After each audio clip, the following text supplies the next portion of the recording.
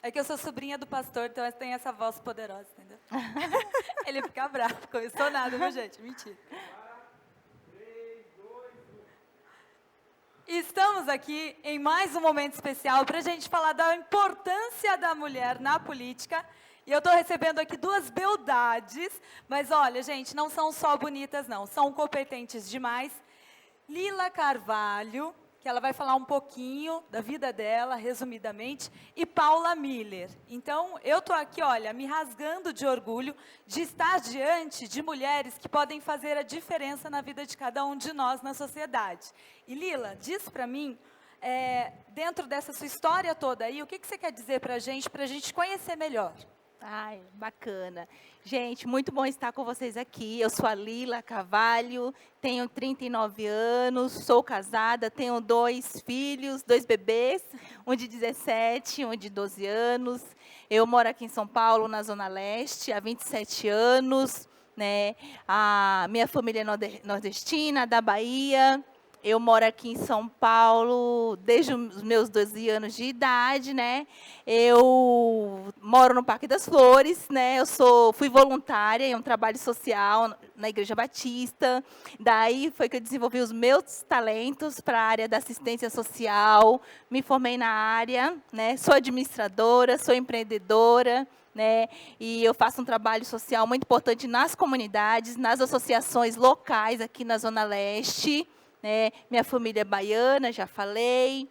E hoje eu fui convidada para aceitar um desafio de sair como candidata a deputada federal por São Paulo, né? Devido ao nosso trabalho que fazemos hoje, né? Nas comunidades, na área social. E é um chamado muito, muito importante, porque eu entendo que a mulher tem uma responsabilidade social, né?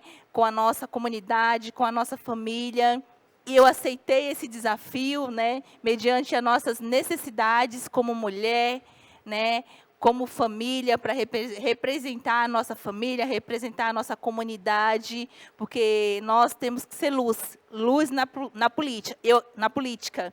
Eu acredito que a política pode ser um canal de transformação, a política pode ser um canal de bênção na vida das pessoas. Então, me coloquei à disposição para estar aqui e trabalhar para vocês, para nós, para as pessoas, para as mulheres, para nossas famílias. Então, a partir de agora, nós temos uma candidata para ser chamada de nossa. Para deputada federal Lila Carvalho e para deputada estadual, uma deputada para chamar de minha, Paula Miller. Primeiro, quero agradecer por você ter me chamado de beldade, né? Nós temos que agradecer, vindo de uma pessoa tão relevante.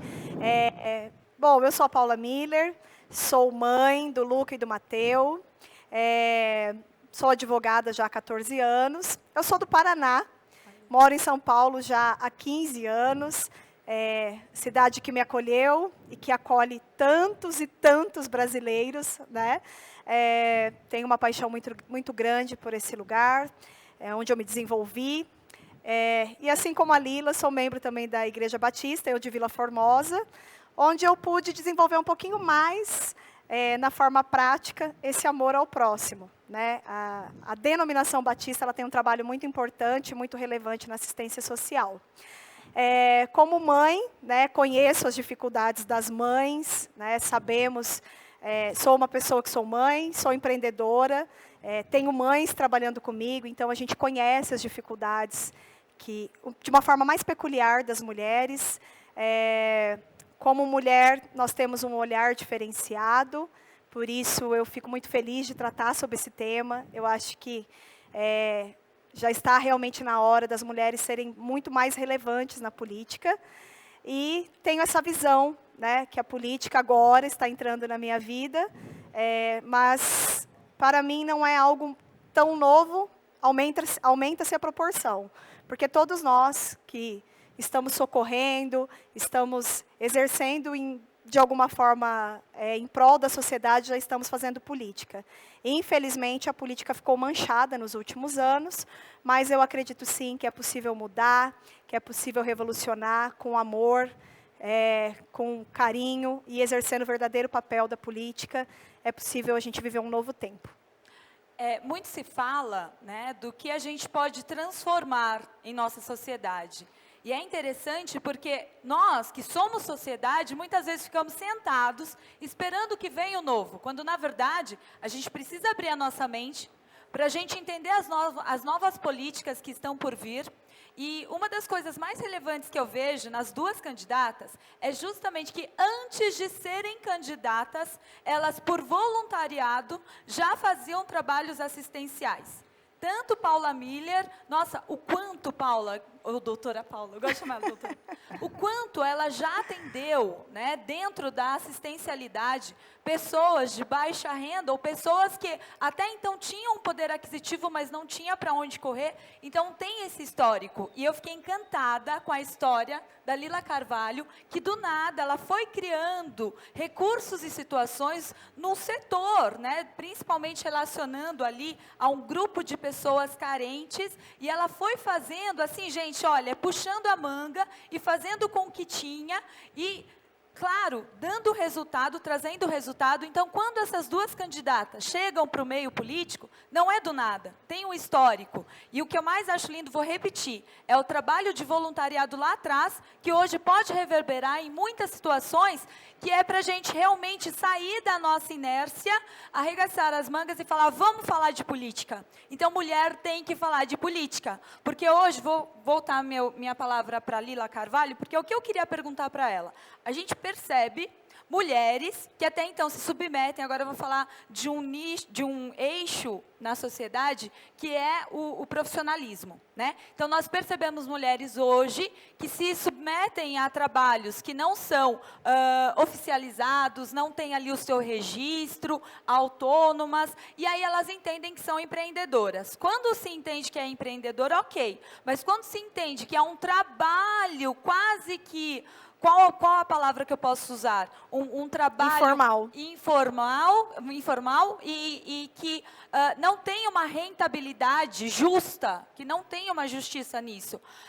Para onde essa mulher pode correr quando o assunto é, eu preciso me inserir no mercado de trabalho, mas eu não tenho nem onde buscar um conhecimento para eu, de repente, preencher aquela vaga que está precisando dentro da sua visão de assistencialista para a sociedade mais carente?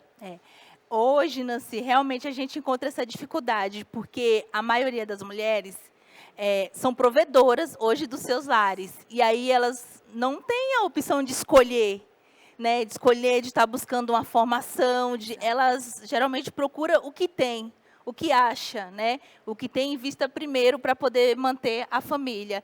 E essa dificuldade, elas acabam realmente tomando todo o seu tempo, no trabalho, aí chega a cuidar da casa, né? E hoje temos alguns mecanismos, né, de apoio para as mulheres, né? Inclusive, nós estávamos falando sobre as associações. Existem algumas associações de apoio para essas mulheres, né? Projetos de apoio para desenvolvimento, né, e capacitação, né? O Sebrae, principalmente, é uma dessas. E a gente consegue prestar esse tipo de assistência, de demanda, mas, realmente, para a mulher é complicado, porque quando ela é mantenedora, sozinha, ela tem que cuidar do filho, ou, às vezes, tem que deixar o seu filho sozinho em casa, né? E aí ela pega a primeira opção de emprego perto de casa, com remuneração baixa, para poder cuidar da casa, dar assistência para as crianças. Então, realmente, é muito dificultoso. Mas hoje, dentro do terceiro setor, nos bairros, existem algumas associações, instituições que prestam assistência para essas mulheres, com capacitação, com acompanhamento psicológico, porque muitas acabam, né, ficando com depressão, porque não é a área dela. Muitas até buscam dentro da sua área, mas não é próximo de casa, né? Então, tem essa questão. Então, o terceiro setor, hoje, nas comunidades, atende essas mulheres, consegue atender, prestando esse tipo de atendimento, mas realmente a gente encontra essa dificuldade. Eu mesma, a minha formação, eu fui me formar depois de casada. Depois de casada, que eu tive a oportunidade de procurar a minha formação, né, eu sou no serviço social, né, a formação no serviço social, e com apoio, né, com apoio da minha família, com meu esposo, que a gente acabava, né, trocando, mas com muita dificuldade, né, do apoio para quem ficar com a criança, quem vai cuidar da casa. Né? Então, a gente teve essa dificuldade, nós temos, a maioria das mulheres tem, e não porque elas querem sim se profissionalizar, melhorar de vida, e a gente tem buscado apoio nas associações de apoio às mulheres. Ou seja, já existe um caminho, já existe um modelo de projeto. A intenção é justamente modificar cada vez mais, ampliar tudo isso, né? E a gente está falando de uma dimensão grandiosa, onde todo mundo pode.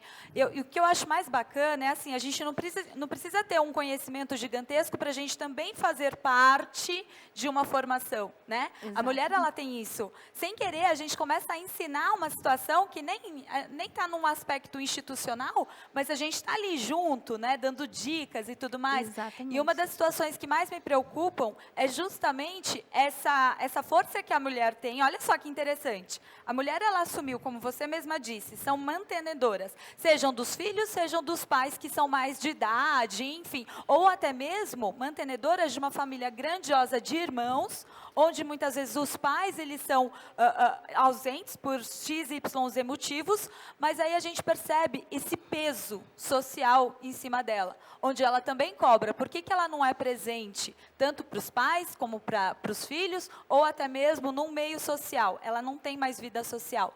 E aí, tudo isso acontecendo, eu percebo também que quando acontece algo que causa uma injúria para a mulher, ela não sabe nem para onde correr.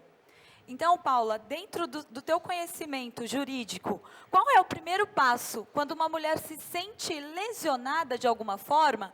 Mas eu também quero lembrar, né, da importância da mulher não ser vitimista. É assim que fala? Não ser vítima também. Eu acho que tem pesos e medidas, né? Eu falo muito, que a gente sabe muito dos nossos direitos e esquece dos nossos deveres. Verdade. Mas num aspecto saudável dentro da sociedade, qual é o primeiro passo? Onde a mulher pode correr hoje quando ela se sente machucada por alguma situação que ela sofreu, seja moral, seja assédio sexual, alguma coisa nesse sentido? Complementando apenas o que a Lila falou, né, realmente, a gente vê o terceiro setor está sempre atuante, com recursos próprios, enfim, de repente com investimentos de algumas, né, empresas que prestam aí também um certo assistencialismo, mas a gente sabe que o Estado ainda é muito inerte, né, que ainda há muita coisa a ser feita. A mulher hoje, claro, as coisas melhoraram muito no sentido legal, né? A Lei Maria da Penha, ela existe, ela é bem formulada, porém, ela é uma lei que carece ainda de uma eficácia melhor, né? Por exemplo, alcance, a mulher, né? isso, ela precisa, sim, ter ferramentas para que ela realmente seja cumprida, né? Vou dar um exemplo que isso eu conheço muito de perto, porque eu atuo muito nessa seara, tanto da violência, do combate contra a violência à mulher, e também no direito de família. Então, a lei, eu vou lá, a mulher foi vítima, vou orientar, você vai na delegacia, primeiro começa a dificuldade.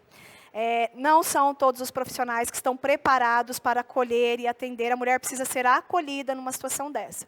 Não são todos os profissionais que estão prontos, aptos para fazer isso. A verdade é que a grande minoria.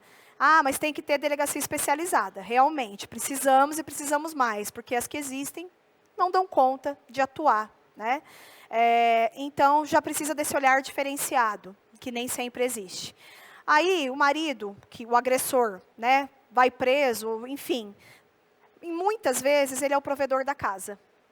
Aí a mulher deixa de denunciar, porque provavelmente ela não vai ter como suprir o seu lar. Ela não vai ter como trazer recursos para sustentar a sua família.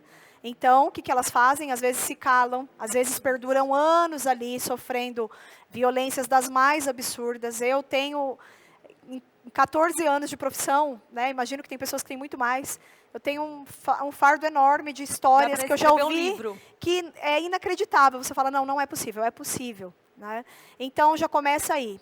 O governo, o Estado, né, a ferramenta estatal já não presta o assistencialismo de forma correta. O que seria o correto? Prover o local. A lei fala, não, mas a mulher vai ser acolhida. Gente, não existe. Na verdade, ela tem que ser. Aí, a mulher, às vezes, tem 3, 4 filhos, ela vai ter que dividir um espaço com mais N famílias. Infelizmente, nem sempre as coisas funcionam. Então, assim, é uma lei que existe na forma teórica, mas na prática não se funciona tanto. Mas, mesmo assim, né, claro que o nosso A minha orientação vai ser sempre que a mulher denuncie, sim, que a mulher busque o direito dela, sim. A justiça tem que atender, tem que, né? Mas a gente sabe que não é sempre tão fácil, justamente pela ausência disso tudo, né? Tá, e agora? Tirou o marido, eu vou viver como? Né? Então, assim, existe esse medo, esse temor, e isso acaba não permitindo que as coisas aconteçam. E sabe o que eu acho mais lindo de tudo isso? Muitas vezes quem cuida de mulher é mulher. É. É verdade. Não é? Que tem esse Quem olhar. cuida de mulher é mulher. Eu percebo no aspecto, como você mesma disse, você mencionou depressão. Uau, é um mal do século, né? Não só ansiedade, depressão, e isso influencia até em doenças, a gente chama de patologia psicossomática. E eu percebo que hoje o poder público já está tão aceso em relação a isso, que está trazendo profissionais do aspecto de bem-estar, como a acupuntura, Sim. que agora já está bem fundamentado e tudo mais. E a própria mulher hoje, ela pode se inserir aí nesse aspecto profissional, trazendo bem-estar para as outras mulheres. Eu sempre defendo que a mulher, quando ela tem autoestima equilibrada, quando ela tem o seu eu muito condicionado e saudável, ela pode transformar uma sociedade. Porque é a mulher que educa, a gente pode perceber que o maior número de educadores hoje no fundamental, ou até mesmo no médio, são as mulheres. Sim. Né? Se a gente for perceber, vai lá para o aspecto da saúde. São as mulheres que estão cuidando de nós, né? Fazendo com que a gente seja bem recepcionado. Quando a gente vai para um comércio, a grande maioria são as mulheres ali nos atendendo. A mulher, ela é materna, independente de ser mãe. Exatamente. É assim, independente da mulher ser mãe, quando eu digo mãe, né, enfim, biológica, mas a mulher, ela tem o maternal, né? Ela tem esse maternal. Na assistência social, 87% Olha, é mulher. mulheres. Na assistência social, 87%. E quando, aproveitando o seu gancho, que você falou que a mulher é maternal, gente, eu acho que a mulher ela é tão maternal nesse aspecto, que ela também pode transformar a sociedade recebendo também alguns homens. Percebam só uma situação que eu presenciei na rua. Uma mulher estava gritando por socorro, né? E aí ela foi muito bem assessorada. Só que quem estava machucado era o rapaz. E ele disse assim, para a mulher todo mundo estende a mão, mas para o homem não existe uma pessoa. Eu estou aqui sangrando, eu fui machucado, eu tive, né, e eu acho que assim, cabe também à mulher ter essa balança, né, essa situação. E a gente consegue tudo isso com o quê? Com profissionalismo, buscando conhecimento, competências, habilidades, para que a gente possa ser inserido na sociedade, não de qualquer jeito, tampando qualquer buraco, mas sendo realmente um profissional, como no caso, cada uma de vocês se desenvolveram em determinadas profissões para fazer a diferença, mas não foi com conhecimento intrínseco que vocês tiveram e brotou dentro de vocês. Vocês buscaram. E eu gostei muito, e eu acredito que a história da Paula também seja assim. Você foi buscando o teu conhecimento depois de família formada, depois dos filhos crescidos. Isso. E isso para nós é justamente um viés de, opa, peraí, eu posso acontecer independente da minha idade. Exatamente. Porque quantas são as mulheres de terceira idade que possuem uma gama de conhecimentos e que podem aflorar cada vez mais e trazer para a sociedade mais saúde mental e também financeira, porque são empreendedoras e podem ensinar alguma coisa. Todos os aspectos em todas as idades, né? Exatamente. Eu trabalhava em um subemprego, né, na área de vendas. Então, eu comecei a fazer um trabalho voluntário enquanto saí de um emprego para outro. Olha. Aí, realmente, eu consegui desenvolver o meu talento, me achei. Aí foi que eu descobri o serviço social. Falei, nossa, é isso aqui que eu quero. E aí foi que eu fui buscar, aliás, eu recebi um e-mail falando, ó, abriu inscrição para a faculdade, minha prima que mandou. Olha, e a bolsa é 100%. Aí eu falei, o quê? É agora, é o meu momento. Aí eu consegui me encaixar, fazer a inscrição do curso, 4 anos, né, com 2 crianças, né, a gente teve que, né, se remanejar, tudo, e não foi fácil, né, mas é assim, né, tudo tem suas dificuldades, suas limitações, mas a gente não pode desistir, né, e realmente, aí depois, né, já casada com meus filhos, que eu falei, não, agora é meu tempo, agora eu consigo, né, agora a gente consegue se organizar, mas foi depois já com filhos, com esposo, né, a gente conseguiu, e realmente, você também consegue, né, quando for o seu momento, vai chegar. E eu tenho certeza que as nossas candidatas aqui, que agora temos candidatas para chamarmos de nossas, vai conseguir, gente, com certeza, viabilizar. Sabe por quê? Porque elas não estão sozinhas. Elas possuem uma equipe grandiosa de pessoas que fazem a diferença na sociedade sem remuneração, ou seja, no voluntariado. Então, elas chegaram com essas raízes já bem impregnadas. Quando é assim, fica fácil da gente entender que o indivíduo pode sim se doar sem pensar em receber algo em troca. Já faz parte da índole das pessoas. E está aqui duas beldades, vou falar de novo, para representar a gente nesse aspecto. Maravilhoso. E olha, Paula, eu só queria, talvez seja a minha última pergunta. Hoje a gente percebe inúmeras profissões que não estão regulamentadas. E, obviamente, vai ter muita gente perguntando para você, como profissional do direito, é assim que fala? Meios jurídicos e tudo mais, como nós podemos avançar em determinadas regulamentações profissionais que hoje, por exemplo, na minha área, no meu setor, eu não tenho um sindicato por enquanto. Eu sou da saúde, beleza e bem-estar. Nós não temos um sindicato, nós estamos amparados por outros colegas da biomedicina e fisioterapia, entre outras coisas. Isso demora tanto. Existe uma possibilidade da gente avançar nesse aspecto, não só na saúde, beleza e bem-estar, mas outras profissões que estão chegando por aí. Bom, primeiro, né, eu acho que os profissionais de determinadas categorias, eles precisam ser mais unidos. Exatamente. Você falou, por exemplo, da biomedicina. A biomedicina vem depois da estética. A biomedicina, ela é uma profissão razoavelmente nova e já avançaram no sentido de união. Verdade. Né? E assim, olha como você é bem preparada, é exatamente isso. Esse é o lema do nosso mandato, gente. É união. Se as pessoas não se unirem, se o povo não estiver unido, infelizmente... E agir, né? Exatamente. Por que o nosso mandato é compartilhado? Porque ele é formado por pessoas que têm têm uma visão comum, né? Dar voz para quem não tem voz, para quem não tem representatividade. Infelizmente, a política é assim, né? É para o bem de todos, mas, na verdade, cada um vai lá levantar a sua bandeira. E a nossa bandeira é o combate à fome e à miséria. E aí, com diversas subbandeiras dentro disso. Mas, primeiro de tudo, essas profissões precisam se unir, precisam se organizar, precisam se profissionalizar. Por quê? Uma esteticista não vai ter voz, mas quando ela se unir e ela for com força de associação, quando ela for com força de sindicato, de conselho, a voz dela vai ser outra, as pessoas vão notar. Né? Exatamente. A exemplo disso, nós tivemos uma reunião e firmamos um compromisso com o Corém, através de um dos conselheiros do Corém, que são os enfermeiros. Né? Fiquei, assim, boca aberta. Os enfermeiros, nós temos uma dívida moral com a enfermagem. Sim, né? Quem segurou essa Esses pandemia... 2 anos, né? Exatamente.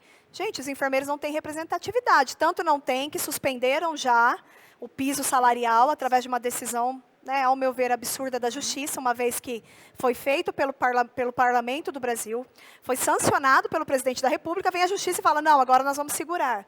Então, assim... por quê? Não tem representatividade. Então, o meu conselho é, sim, é possível regulamentar, mas não tenham essa visão sem vocês primeiramente estarem fortes, unidos, né, bem estruturados aqui embaixo. Tipo, cruzei o braço. Se você estiver esperando que alguém vá vir fazer, não vai, né? A minha história é um pouco diferente da Dalila, porque eu já venho de uma avó que na década de 50 viajava 60 quilômetros todos os dias para fazer faculdade.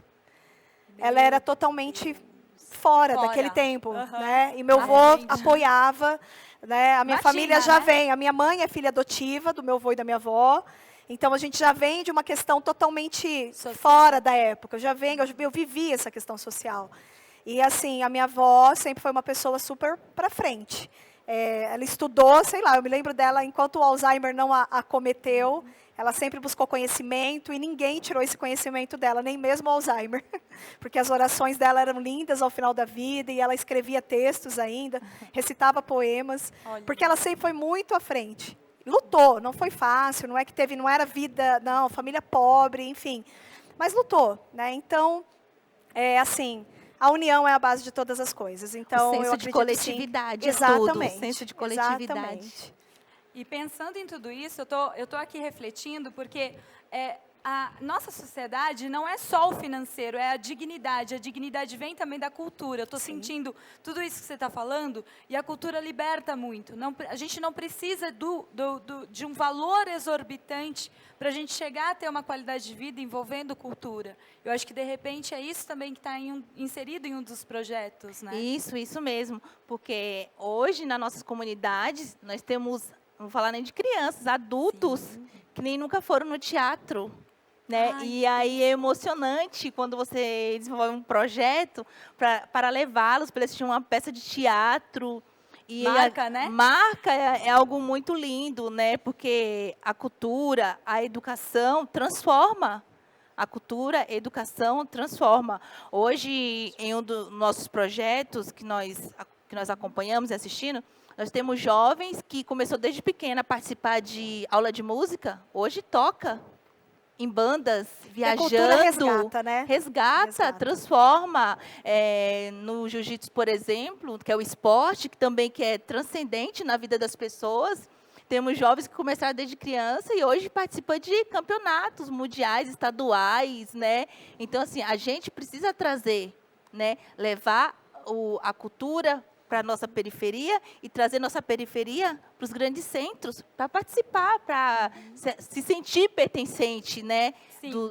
Da cultura da sua cidade, da cultura da sua família, né? Então, isso faz parte da dignidade, né, do ser humano. Perfeito. Paula, você tem mais alguma coisinha que você quer deixar para a gente finalizar esse tempo nosso aqui? Com certeza. Quero pedir seu apoio, pedir que nos vejam como candidatas, né? Destine seu voto para pessoas realmente comprometidas, com competência, que têm senso e direção do que estão indo fazer numa Alesp, num Congresso Nacional, né? É tempo de mudança, mas a mudança somos nós. Obrigada, Nancy. Amém. Quero agradecer também, né, o pessoal que cedeu aqui, da Demix, o Alexandre, Jorge. E é isso. Você sabe que eu vou passar para você fechar também, mas pegando o seu gancho, gente, como é interessante nos inspirarmos em pessoas que abraçam a causa sem mesmo conhecer, né? E a gente tem uma pessoa que abraçou a causa da política e ela me disse agora há pouco, chegando aqui para o nosso espaço, e ela disse assim, até então eu nunca me envolvi. E eu era assim também. Até então eu nunca tinha me envolvido. Mas hoje eu entendo que é minha responsabilidade. Eu tomar, sim, um direcionamento e inspirar pessoas de fora. Sim. Então, que quem estiver nos assistindo agora possa sentir também essa situação de, peraí, eu vou também arregaçar as mangas e vou fazer alguma coisa para a minha sociedade para ficar melhor. Sim. Eu vou me engajar, eu vou escolher aqui uma candidata para chamar de mim, agora vocês têm duas, tá bom? Então, Lila Carvalho vai deixar também sua mensagem final. Hoje aqui nós falamos, né, para mulher e para homens também, mas assim, nós como mulheres, nós temos uma responsabilidade social muito grande. Então, assim, não podemos ser omissa, né, com o que acontece hoje, com as nossas crianças, com a nossa família, com a nossa comunidade. Precisamos ser luz onde estivermos. E hoje eu quero ser luz na política para a sua vida, para a vida da sua família. Então, tá dado o recado. Se você que está aí nos assistindo não tem tempo, nem consegue fazer nada pela sociedade, gente, vocês podem fazer nas eleições agora, decorando os números aí, olha, que estão dispostos para que a gente possa fazer diferença na sociedade. E eu acho que vocês perceberam, né? Não tem idade e nem sexo. São para todas as faixas etárias e gêneros. É isso. Duas meninas ainda fazendo a diferença. Que orgulho. Obrigada, Obrigada viu? a você, Nancy. Até uma próxima. Obrigada, Nancy. Até a Obrigada, próxima. Nancy.